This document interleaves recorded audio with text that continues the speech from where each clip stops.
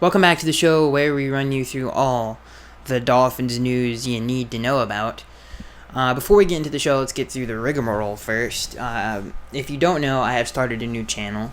The link is in the description if you want to subscribe. It's just a bunch of man content if you're interested in that. So let's get into the Dolphins news you need to know about. And this first news story comes from Pro Football Rumors. And it's a very, very interesting news story concerning the offensive line. And I've been wanting this for a very long time. Again, this comes from Pro Football Rumors. Dolphins uncertain about Jordan Mills. The Dolphins' initial hope was to slot former Bills starter Jordan Mills at the right tackle position, which Juwan James has vacated. But that has not gone so well. Mills did not fare well during much of Miami Dolphins minicamp, according to ESPN's Cameron Wolfe. Cameron said he, quote, was regularly exposed during workouts. Wolf also adds that Jesse Davis replaced Mills during some practice sessions. The Dolphins would save $2 million by releasing Mills, who has started 82 games in the last 6 seasons. If you have not been listening to the podcast, I've been wanting this for a very long time. I feel like Jesse Davis should start right tackle. When he did start at right tackle in 2017, he did a very good job. I can't remember how many games he started. I don't want to get into the weeds here to slow down the show, but he did a very good job when he was right tackle. It was in 2017. That was the Jay Cutler year. And he did a pretty good job. So I've always wanted Jesse to at right tackle. Dude, after Jesse Davis got done playing right tackle and we moved him back to guard and put Juwan James back, people literally, when I was doing the show, in the comment section were like, Jesse should start over Juwan. That's how good he was playing. So Jesse should play at the right tackle position, in my opinion. Jordan Mills is more of a physical player. So this news, for me, is good news, because I think Jesse should play at right tackle. And the news that Jordan Mills has been struggling so far is very interesting, because I feel like he should play guard. I think he's a physical player. I think that's his best attribute. As a right tackle, his best skill, in my opinion, is run blocking. I think he's a good physical player. You know, all of the teams that he's been a part of have been very run-heavy teams. We think when he was with Chicago, and now when he was with Buffalo, they were very, very run-heavy. So I feel like that's what he does best. I think he adds a physical presence to the interior, which complements Michael Dieter, which we have not had in a very long time in the interior positions. I just think it improves his play as well. I think he is going to be a better player at the guard position, and he doesn't have as much pressure on him to be a great pass blocker. Granted, he's going to be, blocking Leonard Williams, Quinnen Williams, who am I forgetting? Ed Oliver. He's going to be blocking those players, but it's a lot easier, and plus some of those guys are unproven, and Leonard Williams is the greatest pass rusher ever. Lesser guards have blocked him when we've played the Jets, but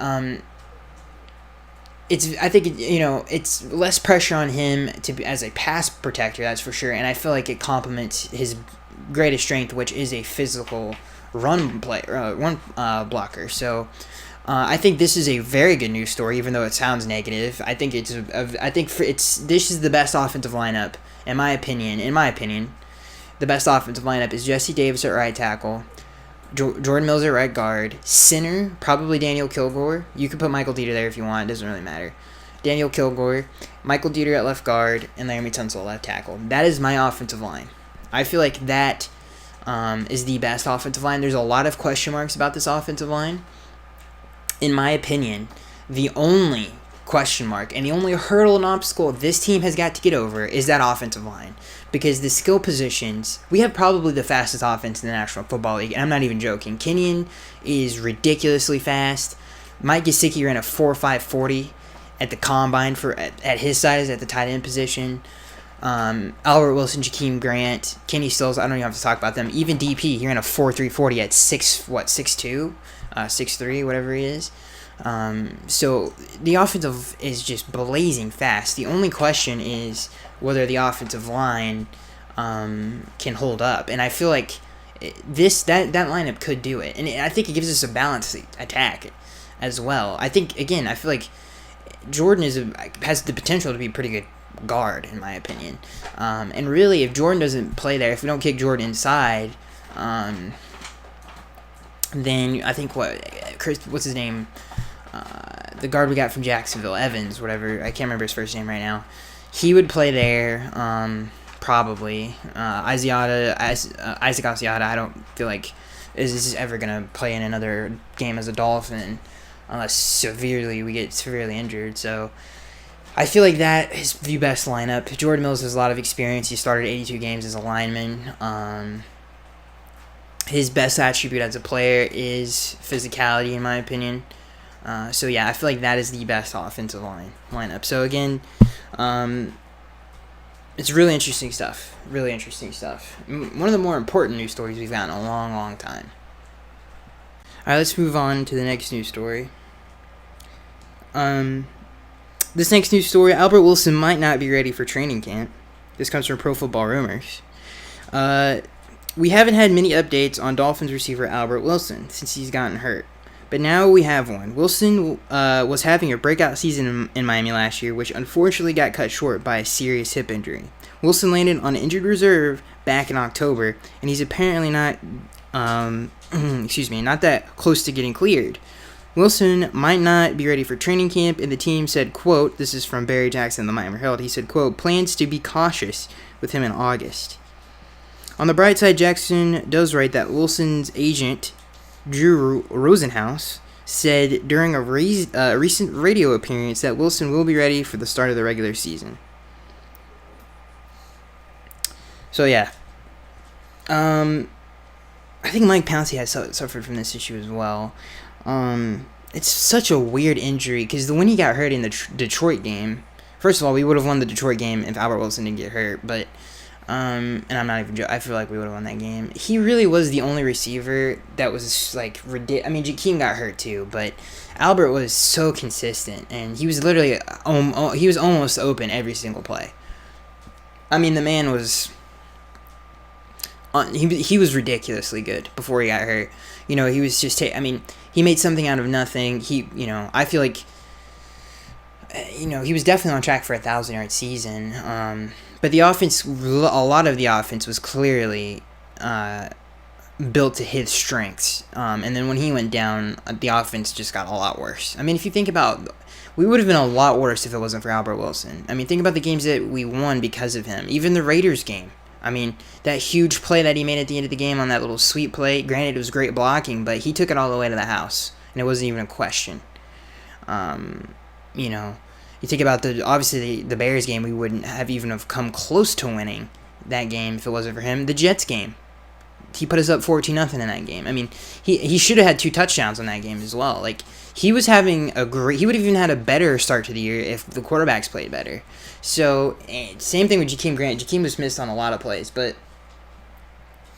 Albert Wilson is legit. He's got such a great ability in terms of run after the catch. He always makes the first guy miss.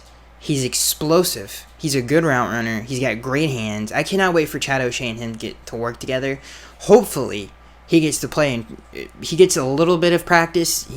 I hope he's here by preseason and training camp. If he's here by training camp, that would be amazing. Just to get acclimated with the quarterbacks and stuff like that in the playbook. I'm sure he's already, but it's different when you run the plays like as a unit. It's completely different than just reading them. So it's going to be very interesting to see how all that works out. And he probably will get to a slower start. I don't know.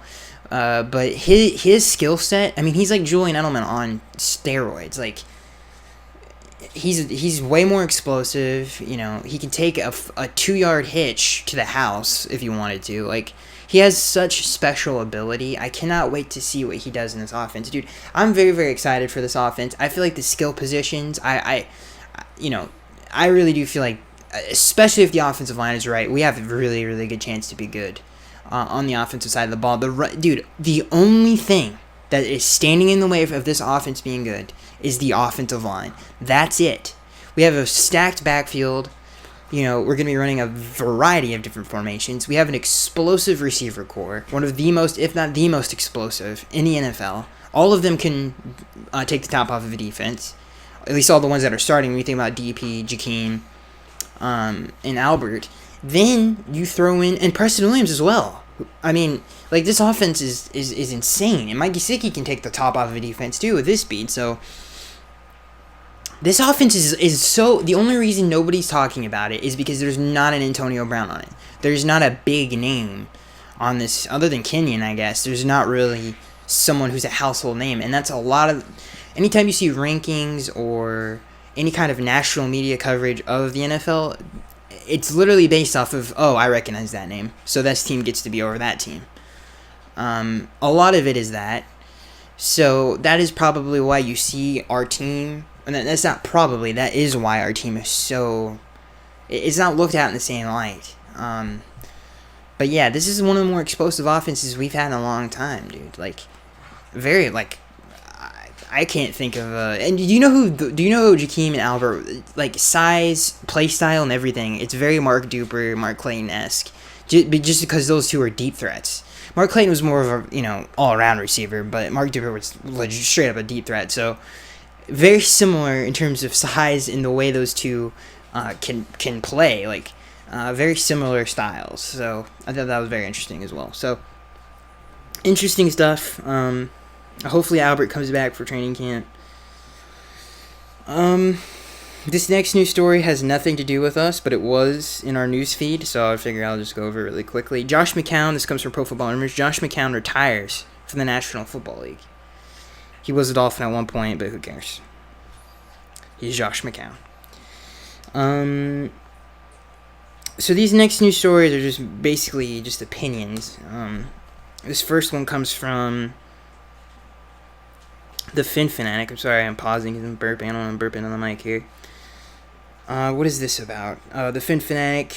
This first one comes from the Fin Fanatic. AFC's power rankings have the Miami Dolphins at the bottom. This comes from NFL.com. I don't know where the rankings are. Excuse me. I'm just kind of reading through this very quickly. Okay.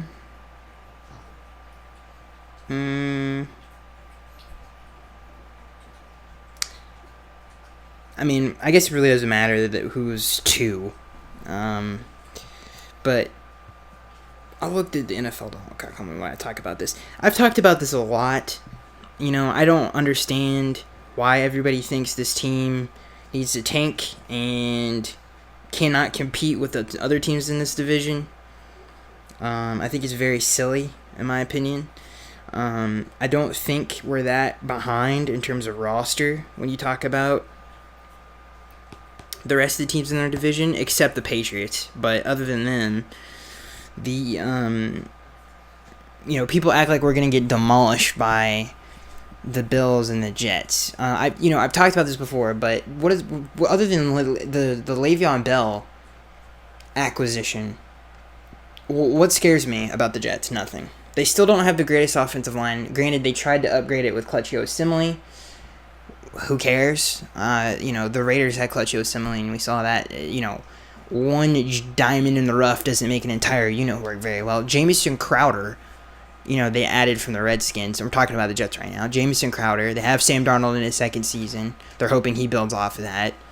The defense, they added C.J. Mosley in a Greg Williams defense, which I don't understand.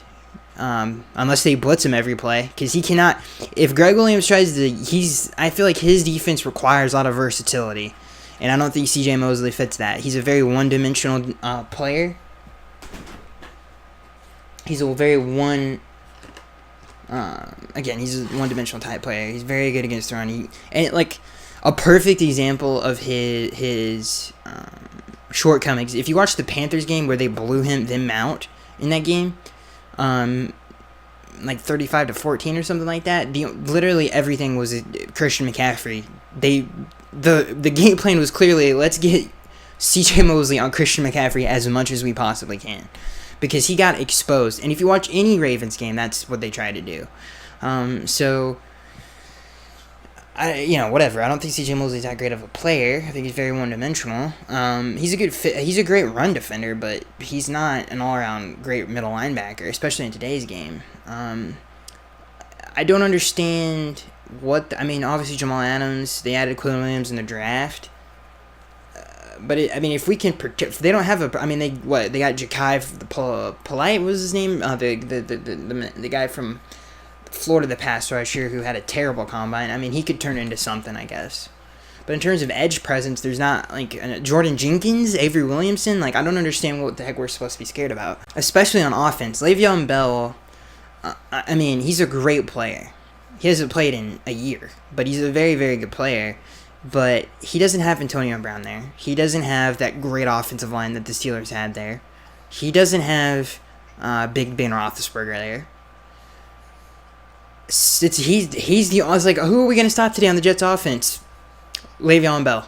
They have Robbie Anderson can take the top off of a defense. He's not an all-around player, though. Jamison Crowder, he's a good slot player. He's not one of the best, though. So, I don't understand what the heck we're supposed to be scared of. It's not that much of a difference. People act like this is, like, the Jets... I mean, I've heard people... if you listen to any NFL content at all, from NBC, ESPN, NFL, anything... all the time, I keep hearing people saying the Jets are going to the playoffs, the Bills are going to the playoffs. Josh Allen is going to be amazing in his second season. That's all I hear about. Sam Darnold's going to be amazing in his second season. Especially Sam Darnold, I don't understand what they added around him that is going to elevate him. He has basically the same players that he had last year. Except he had Jamison Crowder. It's not like they added Calvin Johnson. Chris Herndon is their best tight end. I mean, I don't get it. Adam Gase is coaching there. I like the way he runs offenses, but I just don't understand. I don't know. I don't see it like everybody else sees it, so whatever. By the way, that defense is not going to be ran the same way that Todd Bowles did it, and nobody gives Todd Bowles credit. Before that, it was Rex Ryan, and they run almost the exact same defense. Except Rex runs a lot more zone than Todd did. But they are both blitz heavy. Greg Williams, he's blitz heavy, but he's all zone. None of it's man-to-man. Very rarely it is. So, I don't think the defense is going to be as good as it was. Because it's not built like that. And I don't feel like CJ Mosley helps that. I don't know. I just don't like it. I definitely don't think the Jets are a playoff team. Not a chance, dude. Not a chance, bro. Not a chance, dude. Are they one of the 6 best teams in the AFC? No. And if anybody can say it to me with a straight face, you're ridiculous. You're out of control. You're out of control. Can we beat the Jets? Yeah. This is not some mountain we have to climb over. If the Giants can beat the 18-0 Patriots, we can beat the stupid Jets with Sam Darnold and Jamison Crowder and Le'Veon Bell in the backfield, playing with the worst team he's ever had. I'm totally fine with that. When Le'Veon Bell, Antonio Brown, and Big Ben Roethlisberger and that offensive line came up to Miami, didn't have any problems. Beat them 30-15. Okay? So I feel like we could beat the Jets. I'm pretty confident that we can beat them. People are acting like we can't. Moving on to the Bills. Just a quick rundown of that. Josh Allen, who I think is so overrated. Okay, the best games he had were against bad teams. The Vikings, the Jaguars, and us. Our defense was so undisciplined and out of control. It was hard to watch. The offense was even harder to watch. I mean, granted, the offense was dealing with a lot of injuries, but the defense was just out of control. Literally, one series they could be very good, and the next, it's like, what are we, the dang, Giants of 2015? Like, why can't we stop anybody, dude? Like, it was that bad. It was like hot and cold. It was ridiculous. We were so undisciplined. Our game plans were terrible. It was like we weren't even preparing for the team that we were going to play that week. My point is, and why this is related to Josh Allen, is because he took advantage of that. We were an undisciplined football team. He's a big, strong guy. He's hard to sack. But the fact that he ran over 100 is ridiculous. That should never happen. And that happened against all bad teams. Watch what happens when he plays a prepared, well-ran football team. He can't run. If you have a good football team and a good organization and a good game plan, you can take the best thing he does away. Easily. Look at the Patriots game, dude.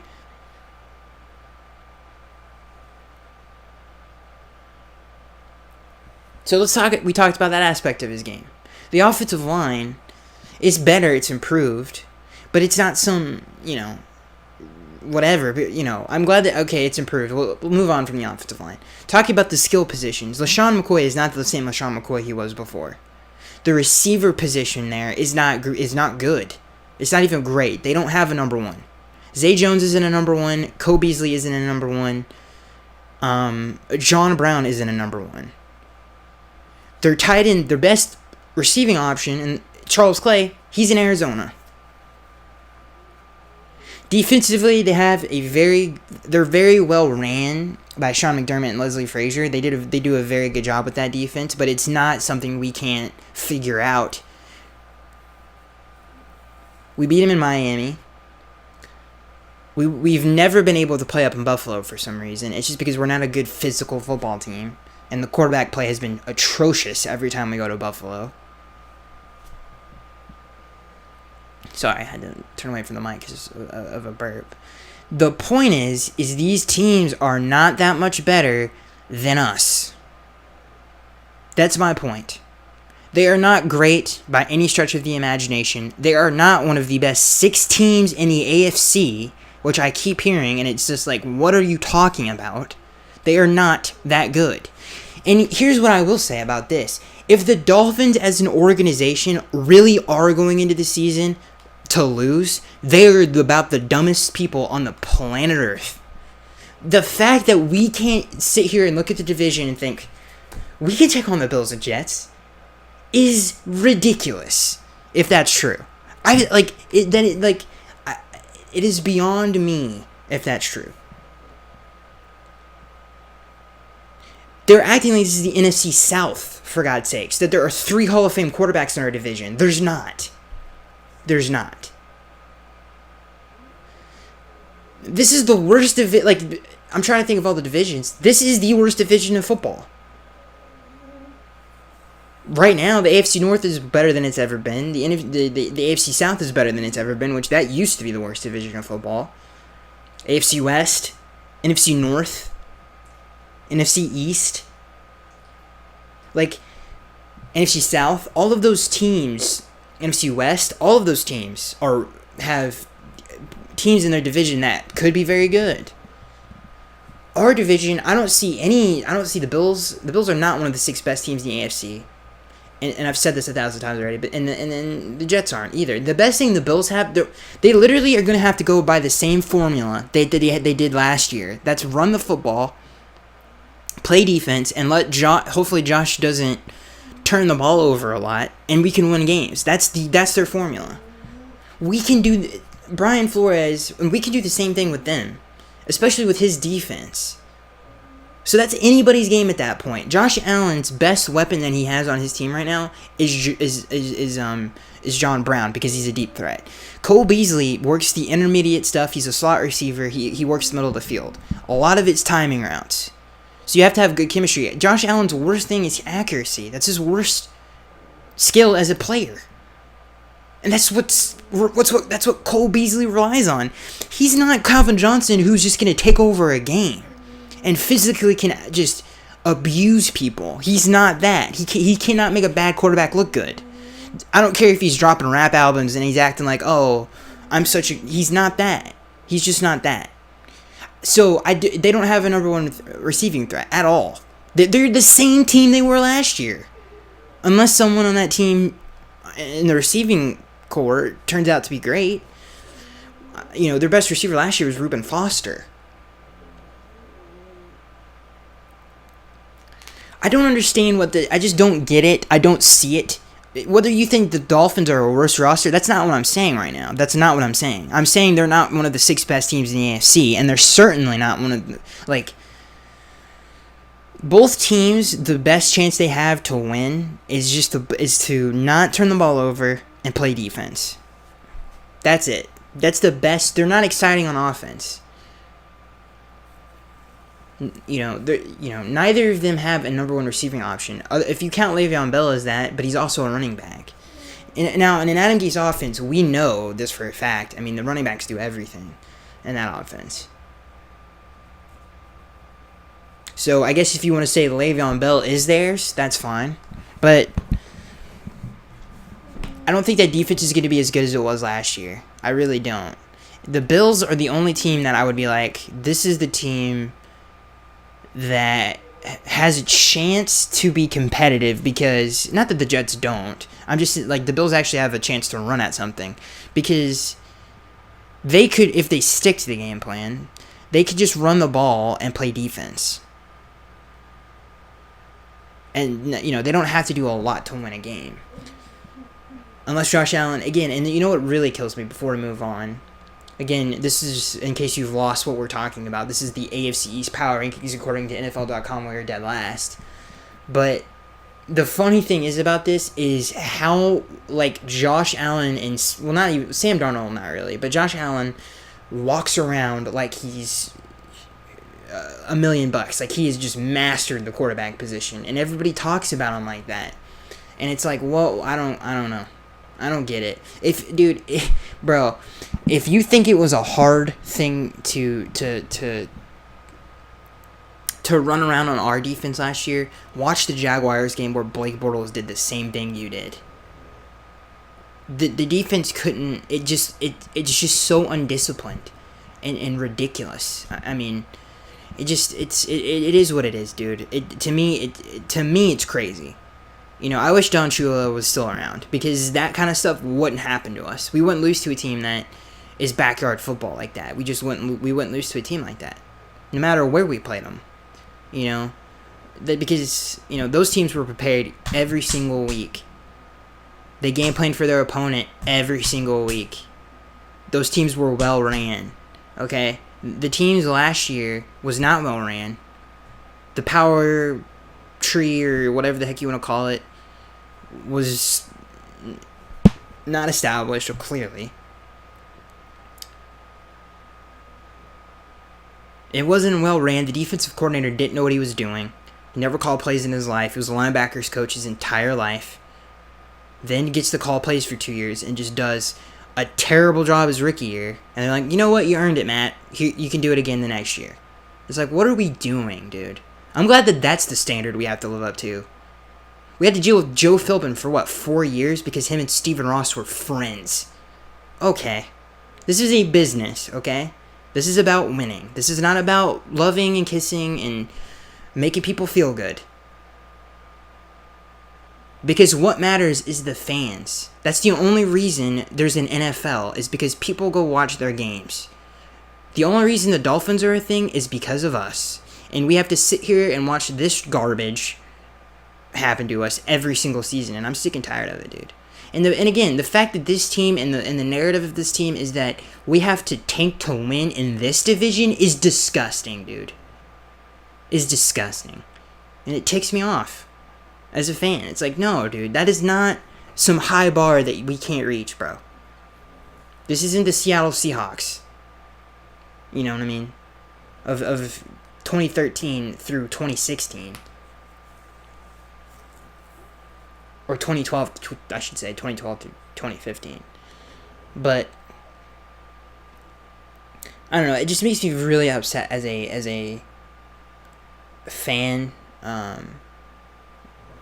because when you actually break it down and look at the division, it's like, I don't understand what you know, before we move on, and I know I've said this, even the Patriots, I feel like, have a hole in the armor, because, you know, if you watch the Chris Sims podcast, which is a very good podcast, by the way, and he's not afraid to have controversial opinions. You know, he put Brady at, I think, his 9th best quarterback in the league, and he didn't do it for. He broke down why, and I said this in the past in podcasts, but he brought up a good point. Not to say the Patriots were trying to protect Brady, but they were a run first football team last year. You know, and Bill talked about that. Bill Belichick, he talked about how teams aren't really in. So did Dwayne Allen as well when he came over here. You know, they talked about how teams aren't as good as defending a run-first offense like the I formation as they were in the past, because defenses aren't built that way anymore. They're built to, you know, protect the spread pass offenses, you know, and match with these athletic quarterbacks. And it's like, yeah, they're not built that way anymore. You know, there's just basically DBs at linebacker now. You're basically in your nickel and dime packages every single down. Especially if you have a 7-0 lead. with most football teams at least. Some like the Ravens continue to run the football, but they were, for a lack of a better term, protecting Brady in terms of he wasn't asked to do everything last year. It was a team effort. So if this team is not as good as it was in the past, they lost Trent Brown. Gronk's gone. Their receiving options are as limited as it's ever been. Their defense is interesting because we don't know who's calling plays. Bill Belichick and I forget who else is. I think, what's his name? The former linebacker for the Patriots, long-time linebacker. He's going to be also calling plays, which is weird. I still feel like the Patriots are the best team in the division, but because they're the most proven, and they're the best ran. It's kind of, not to compare, it's kind of like we used to be in the 80s and 70s, in the early 90s, was when Don was around, we were just a better prepared team. Fundamentally. If you watch any old content on us, like old videos and stuff like that, like Football Life, America's Game, that always is very prevalent in the way the players talk about how Don ran the team. Attention to detail, technique, all of that stuff. And that's what, so far, Brian Flores has been preaching. So, preparation, all of that matters the most. Not scheme. That, all of the stuff that I just lined up comes first, which is true, man. Hopefully that leads to less penalties, all that stuff. So I'm very excited about how the team is going to be ran. And again, this whole business about these teams being that much better than us, I think is ridiculous. All right, let's fly through these next news stories. I want to get into the fan Q&A. I guess we don't have to fly through them, but we're not going to stay too long on them because I feel like I just went a little long. This next news story comes from Dolphins Wire. 3 Dolphins defenders likely to be somewhere else in 2020. Safety Walt Aikens is one of them. I don't feel... What's his contract? So he's in a contract year. So this is his last year on his contract. He's a great special teams player. I feel like he's going to be around for a while. I feel like Brian's going to... Because he's a really good special teams player. I feel like Brian will realize that and extend him. This next one, again, this is the 3 players likely not to be on the Dolphins after 2020. Linebacker Kiko Alonso, I feel like he's going to be around for a while. But he's under contract for this year and next year, so he's not in a contract year. Safety Rashad Jones, yeah, I feel like he probably won't be on the team this season, to be honest with you, if I had to bet. Alright, this next news story comes from Dolphins Wire. The 6 best sack artists in Miami Dolphins history. 6 Joey Porter. Career sacks with the Dolphins, 32, which is very impressive considering he only played 2 years with us. Or 3 years, if you, technically. Number 5, Doug Betters. He had 43.5 sacks with the Dolphins, career sacks. Number 4, Trace Armstrong, 1995 through 2000. 56.5 sacks. Number 3, Jeff Cross, 1988 through 1995. Career sacks with the Dolphins, 59. Number 2, Cameron Wake, 98 career sacks with the Dolphins, all with the Dolphins. Number 1, Jason Taylor, 131 career sacks with the Dolphins. If I had to put the best pass rushers in Dolphins history, I feel like you have to put Brian Cox on there because I've been watching a lot of old Dolphins games. He should have played outside linebacker. Like, he was a very good pass rusher, and he played linebacker, but he didn't play like an outside rusher position like Lawrence Taylor. But he was very good. In case you don't know who I'm talking about. But he was a very good pass rusher, dude. Like, very, very good.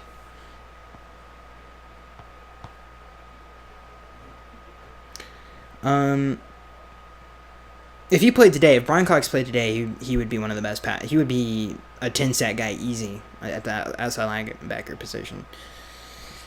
Alright, that's it for the news, ladies and gentlemen. Let's get into the fan Q&A, where you, the fans, ask questions. This first question comes from Brandon. He says, Bobby is a good slot corner, but I don't think he can play outside. Who on the roster do you think can play outside? Eric Rowe. I feel like he's going to do just fine. The thing about Eric is he kind of was in the same position last year. He gave up some big plays. I mean, he definitely could have had a better year, but I feel like he's a good starter in this league. He's nothing special, but he's a starter. So I feel like he's gonna do just fine. The thing about Bobby playing on the outside, if you guys remember the Ravens game, where I think this was 2014 or 2015, I can't remember, but it was Matt Schaub starting, and we barely won that game. That was the catch. That was Devontae's rookie year, and he had that sick catch. So it was 2015. He had that sick catch over like 4 people. Like I think it was like over Ladarius Webb and a couple other guys, like where he went up high to get it. Bobby started on the outside at the outside quarterback position. This may have been his rookie season, actually, and he was terrible. So he's obviously gotten better since then. But he was his size was very prevalent in that game. He actually gave up a touchdown that I think was called back as offensive pass interference to a tight end. They just lined him up outside, and Bobby just couldn't cover him physically because he wasn't strong enough. But I feel like that's going to be the case with a lot of big receivers. So I don't think Bobby can play on the outside either. So, and again, they're playing him at safety as well, which is interesting. I don't know how that's going to work out, but Bobby's actually a very good tackler. So I feel like he can do it, and he's a smart player, so I think he can do it. This next question comes from B. Dennis. He says, "What's up, Skags?" He says, "Will you be joining an online connected franchise with other online players for Madden 20?" This isn't really a Dolphins question, but because when I answer these questions, I'm like, nobody wants to hear this. But since you asked the question, will you be joining an online connected franchise with other players for Madden 20? I mean, if you're talking about fans of this channel, I would be down for that. But I wouldn't do it either otherwise. No, I would just probably play like salary cap or something like that. This next question comes from Ron. He says, "Are you going to do a podcast or two laying out the 53-man roster as Skags sees it? As I see it, I don't know about 2 podcasts, but I feel like I could probably do it, fit it in somewhere. But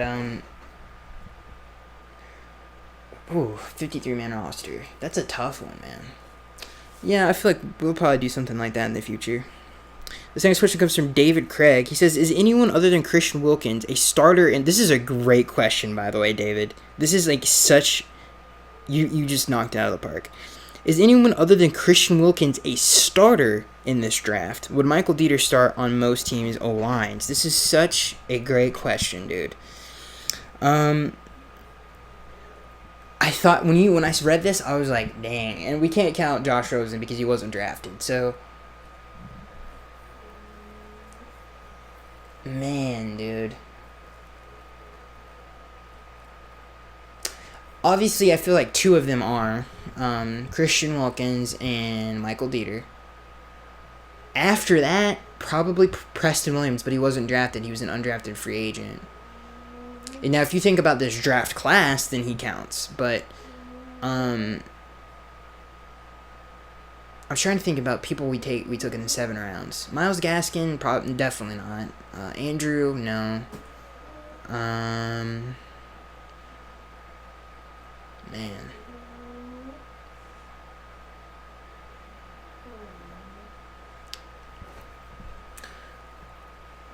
Yeah, man, I don't think so. I think other than Michael Dieter and... I'm thinking hard on this one.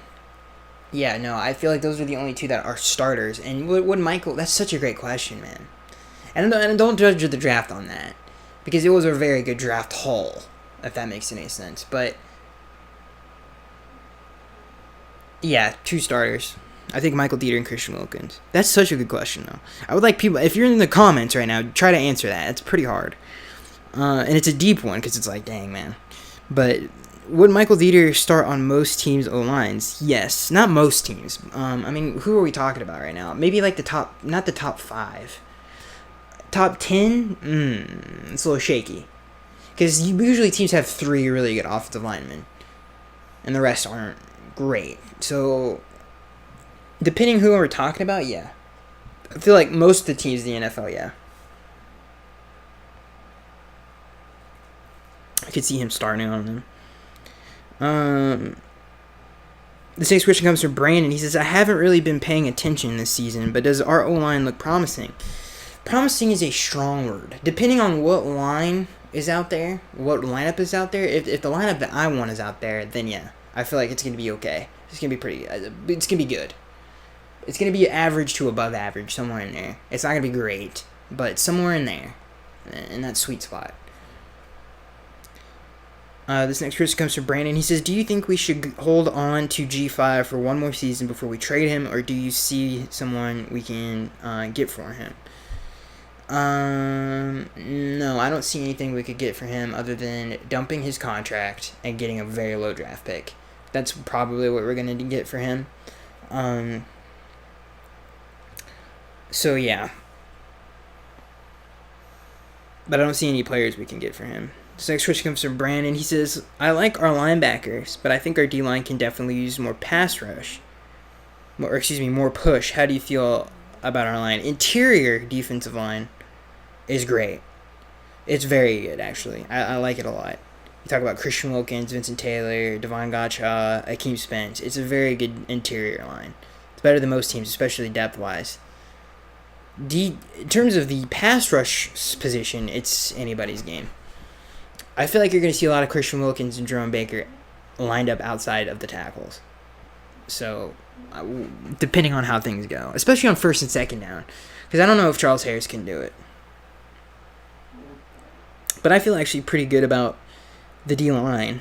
I think it's going to be the best run defending unit we've had in many years, definitely since 2012. This next question comes from Brandon. He says, how do you feel about our receiving core? Honestly, I feel like it's one of the more explosive units. And granted, I said units in the National Football League. And I really do believe that. This next question comes from Brandon. He says, what is it that we get rid of our talent like Jarvis, Jay Ajayi, Vontae Davis, and keep non-promising players like Tannehill, Devontae Parker, and guys like Jonathan Martin? Well, we didn't keep Jonathan for that long. In terms of Jay Ajayi, I feel like he's not on a team anymore. So that was actually not a bad move.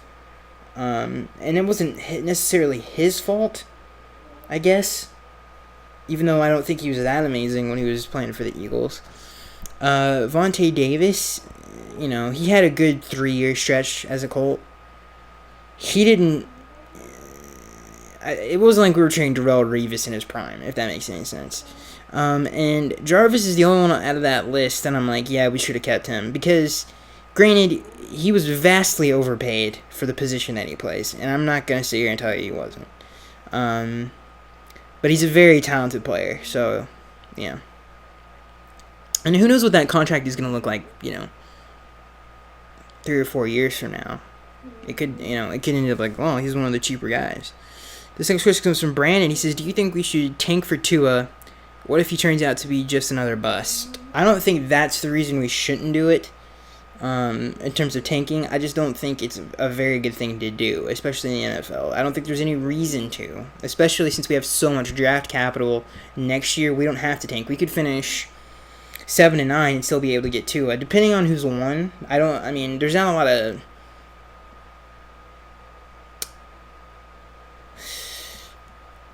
I think it's depending on who's won, we could still get Tua easily. The next question comes from Brandon. He says, would you rather have Rosen or Fitzpatrick start this season? Rosen, and we've talked about that so much. I just feel like Josh will eventually win it. Brandon says, would it be smart to try and trade for another corner maybe? No, we're good. I feel like we're fine. We don't need... It's not like someone's like, oh, God, we need someone there, like, to be desperate enough to trade. We're not like that. It's just, you guys have never heard about Eric Rowe. He's not that bad. He's not a household name, but, when he was with the Eagles and Patriots, he was pretty good. He was okay. He was a starter. This next question, God, I literally said just nutrish. I don't even know what the heck that means. He said, this next question comes from Gamerific. He says, how do the Dolphins go 11-5, and how do you think we go 5-11? Well, how we go 11-5 is the offensive line being good. If they're good, then we have a good chance to have a run at the playoffs. If they're bad, then we're not going to be a very good team. Because if they're bad, they're going to be really bad. They're not just going to be bad. So, yeah, I feel like that's what's going to get us in a lot of trouble. Is just being a very below average offensive line. In terms of 11, like I said, 11-5, it means that the offensive line ended up being pretty good. So I feel like that's the difference in the season. And pass rush. If the Dolphins have, if they find some way to get a consistent pass rush, whether that's blitzing or just the traditional way, then that's how we go 11-5. The sixth choice comes from B. Dennis. He says, "What's the thing you like the most about Coach Flo so far? What's something you dislike?" There's something I can dislike yet, but in terms of the things that I like, I just feel like his approach to the head coaching position is like very old school, and it's very much how when you look at all of the great coaches in NFL history, exceptional. The only one exception to the rule, in my opinion, and I could probably think of someone else that was like, oh, him too, maybe two guys, was Bill Walsh and Sean Payton. Those are the only two that actually called plays as well. But all the other guys are strictly head coaches. Think about Chuck Noll. I'm drawing a blank right now. Hank Stram. Tom Landry. Even though he was an innovator in defense, he didn't call plays. Don Shula. Did I say Chuck Noll? Bill Parcells. Bill Belichick. Drawing a blank here. I said Don Shula already. Of course I did. I'm trying to think if I was not Bill Walsh. Man, those guys coached for so long. I'm trying to think. George Halas, Vince Lombardi, Marty Schottenheimer. Even though he had a style of play, or the way a football team is ran, he didn't call plays. Andy Reid, I guess hit those three. Andy Reid, Sean Payton, and I'm not going to count Sean McVay yet. Bill Walsh. And I could keep naming. I'm head coaches right now, but Joe Gibbs.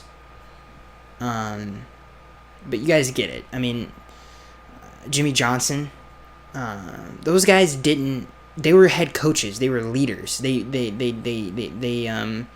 set a tone and a tempo and a culture of the football team and how the team is ran, and their preparation and their technique and all of that stuff, and game planning. All of that stuff was curated by the leader of the organization, which was the head coach. Back then, that's how it was. Nowadays, it's very murky of how teams are ran. Most coaches nowadays are just, okay, you're a good play caller, but that doesn't mean you're a good head coach and leader. And I feel like that is what Brian Flores has a chance to be, because that's his style. He is very much those guys. And what made them so great was they were the leader of the organization. Everything came down from them. Al Davis is another great head coach, John Madden. They all had that same thing. Everything was, to steal an Al Davis quote, the commitment to excellence. What that was set by the head guy, and I feel like that's what he has more than anything. That's his coaching style. He's not calling plays. He's in both meetings. He's not in one meeting. He's not in one game plan meeting where he has to be like, okay, I gotta call plays this week. He's in everything. He sets the tone for everything. He's the leader of the organization. Tony Dungy. John Gruden's different because he's a play caller.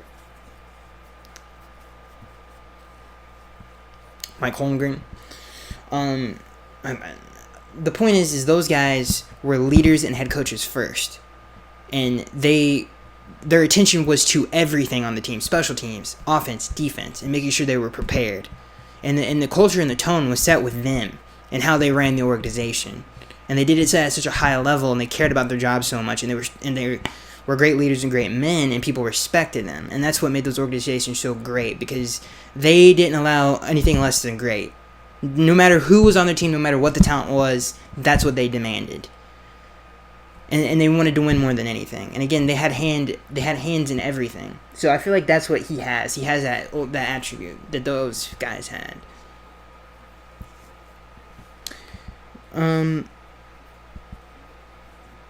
So about something I dislike, I don't know. We have to wait for that because we haven't played yet. This next question comes from David Craig. He says, "Did you expect Josh Rosen to perform better in OTAs? If he's unable to separate himself from a career journeyman quarterback Ryan Fitzpatrick during a training camp, will that be indicative of what we can expect from him long term?" Yes, if he doesn't beat Ryan Fitzpatrick, then he is not, I guess, what we're looking for. This next question comes from Brandon. He says, "Who do we currently have at corner besides Xavier Howard who can play outside? Eric Rowe?" And this last question comes from David Craig.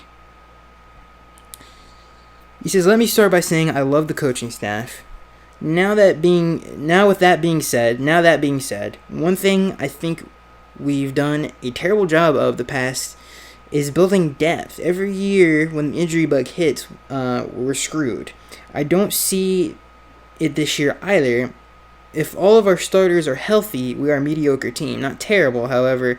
We have zero depth for a few positions. Cornerback, offensive line, defensive end, even linebacker 3-4. If we don't have enough, when will we learn?" I don't think that's the reason this team. Granted, injuries have taken it's been a bigger reason why the teams have struggled, especially in December, because we just can't win games in December. That's why, really, if Tannehill could win games, and if he did win games in December, other than what, 1 or 2 years? No, 1 year he would have missed the playoffs, or he would have made the playoffs every year except one, I think, because we finished 8-8 for what, 3 years?